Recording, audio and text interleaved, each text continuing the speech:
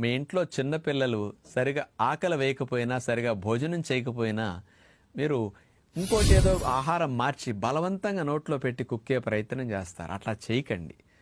ఎప్పుడు పిల్లలకి ఇలాంటి సమస్య వచ్చినా, సంవత్సరంన్నర వయసు పిల్లల నుంచి కాస్త ఎదుగుదల వయసులో ఉండే పిల్లల వరకు ఎవరికైనా సరే ఎనిమా చేసేసి ప్రేగులు క్లీన్ చేసేసేయండి ముందు 2-3 రోజులు. ఒక్కరోజు 2 రోజులు వాళ్ళకి ఏ ఆహారం పెట్టకుండా తేనీళ్ళు, కొబ్బరి నీళ్ళు, మంచినీళ్ళు కావలసినన్ని సార్లు ఇచ్చేసి పొట్ట మార్చండి. ఆకలి బాగా పుడుతుంది. పొలము దున్ని ఎండకడితే పొలానికి బలం పెరిగినట్టే పొట్ట మాడిస్తే వాడికి పొట్ట సెట్ అయిపోతుంది.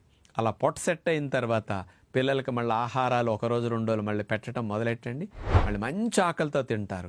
పిల్లలకి అజీర్ణ సమస్యలు, ఆకలి సమస్యలు రాకుండా ఉండాలంటే ఉదయం, మధ్యాహ్నం, సాయంకాలం 3 సార్లు పెట్టండి. కానీ మధ్య మధ్యలో స్నాక్స్ అని పెట్టి అలవాటు మానిపించండి.